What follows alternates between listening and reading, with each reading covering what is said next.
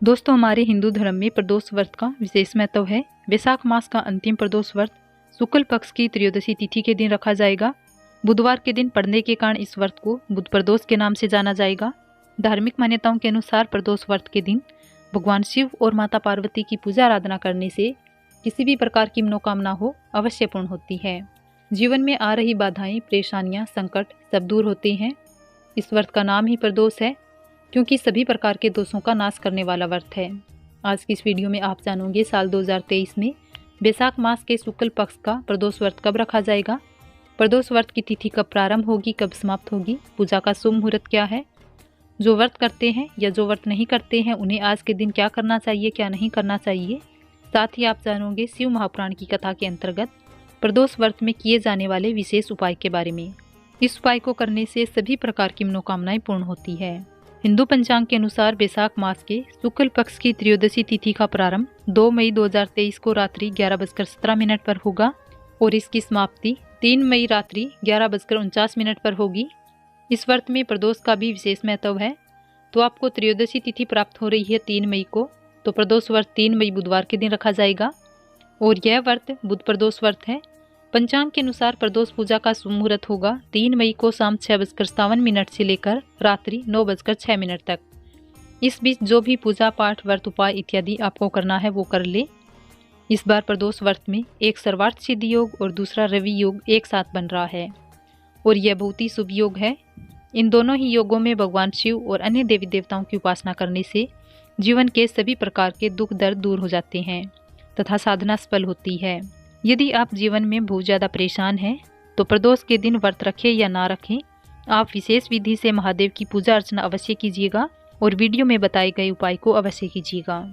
यदि आपके जीवन में बहुत ज़्यादा समस्याएं हैं तो आपको इसके लिए प्रदोष व्रत के दिन सुबह जल्दी उठकर स्नान आदि से निवृत्त होकर साफ स्वच्छ कपड़े पहन लें और भगवान सूर्य देव को जल अर्पित करें। इसके बाद अपने घर के मंदिर में भगवान शिव और माता पार्वती के साथ आपके जो भी इष्ट देवी देवता है उनकी पूजा आराधना करें। भगवान शिव और माता पार्वती के सामने शुद्ध घी का दीपक प्रज्वलित करें। अगर आप व्रत रखते हैं तो व्रत का संकल्प लें। अगर आपके घर के आसपास शिव मंदिर है तो आप वहां जाकर भी पूजा आराधना करें। अगर हो सके तो दोनों समय सुबह और शाम शिव मंदिर जाकर पूजा आराधना करें। अगर संभव ना हो तो आप प्रदोष काल के समय में अवश्य जाएं। अगर दोनों समय संभव ना हो तो आप प्रदोष के समय मंदिर अवश्य जाएं। जो व्रत रखते हैं वो व्रत में फल ले सकते हैं और जो व्रत नहीं रखते हैं वे शुद्ध सात्विक भोजन ग्रहण करें। इसके बाद प्रदोष काल में महादेव की पूजा विशेष रूप से करें, जैसे कि आप पंचामृत, गंगा जल, शुद्ध जल, पुष्प, धूप, दीप, बेलपत्र, चंदन इत्यादि लेकर महादेव के मंदिर में जाकर इन सब सामग्रियों के साथ महादेव की यथासंभव विधि पूर्वक पूजा अर्चना कर लें और फिर अंत में महादेव जी की आरती कर पूजा समाप्त करें। अब उपाय के बारे में जान लेते हैं। आपका कोई काम जो काफ़ी समय से अटका पड़ा है, बन नहीं रहा है, बनते बनते बिगड़ जाता है, व्यापार नहीं चल रहा है, बीमारियों ने घेर रखा है और जीवन में बहुत प्रकार की कठिनाइयाँ चल रही है, बहुत प्रयास के बाद भी समस्याओं से छुटकारा नहीं मिल रहा है, तो ऐसे में आपको करना है कि प्रदोष के दिन एक तांबे का लोटा लें और इस लोटे में आप जल भर लें। इसमें थोड़ा सा गंगा जल मिला लें ताकि यह जल पूर्ण रूप से शुद्ध हो जाए। इस जल के लोटे में हो सके तो 1 बेलपत्र या 7 बेलपत्र, अगर आपको 7 बेलपत्र मिले बिना कटे फटे तो 7 बेलपत्र ले लें। अगर नहीं मिले तो आप 1 बेलपत्र भी ले लें इस उपाय के लिए। अब इस बेलपत्र को आप जल से भरे हुए लोटे में रख लें।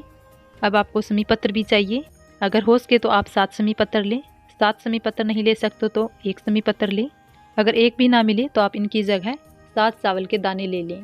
चावल के दाने अखंडित हो, टूटे हुए ना हो, थोड़े से हरे साबुत मूंग और थोड़ा सा गुड़। अब इन तीनों चीज़ों को जल से भरे हुए लोटे में डाल लें। अब लोटा इस प्रकार से तैयार करने के बाद आप प्रदोष काल के समय महादेव के मंदिर में पहुंच जाएं। मंदिर जाते समय आप ओम नमः शिवाय या श्री शिवाय नमस्तुभ्यं मंत्र का ध्यान करते जाएं।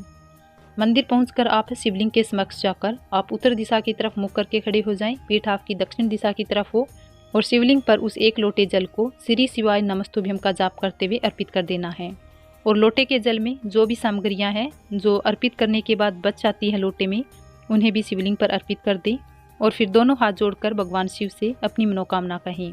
यह उपाय आप प्रत्येक प्रदोष को करना चाहें तो कर सकते हैं। अगर हो सके तो आप धूप दीप भी प्रज्वलित करें। प्रदोष काल के समय अगर धूप दीप इत्यादि किया जाए तो अत्यंत ही श्रेष्ठ है। ये उपाय के अंतर्गत नहीं आता है। थोड़ा सा धूप दीप दिखा दीजिए महादेव को और थोड़ी देर वहीं महादेव के शिवलिंग के समक्ष बैठकर ओम नमः शिवाय या श्री शिवाय नमस्तुभ्यम का ध्यान कीजिए। फिर एक बार और अपनी मनोकामना भगवान शिव से कहे और प्रणाम कर अपने घर को वापस आ जाएं। ऐसा अगर आप प्रत्येक प्रदोष को करना आरंभ कर दें तो आपको अति शीघ्र शुभ परिणाम देखने को मिलेंगे। आपने जो भी मनोकामना पूर्ति के लिए उपाय किए हैं अवश्य ही पूर्ण होते हैं। इस उपाय को वो लोग भी कर सकते हैं जिन्होंने व्रत नहीं रखा है, और जिन्होंने व्रत रखा है वे भी इस उपाय को कर सकते हैं। जिन लोगों ने व्रत नहीं रखा है वे शुद्ध सात्विक भोजन ग्रहण करें, ब्रह्मचर्य का पालन करते हुए प्रदोष के दिन इन उपायों को कर सकते हैं और महादेव की पूजा अर्चना भी विधि पूर्वक कर सकते हैं।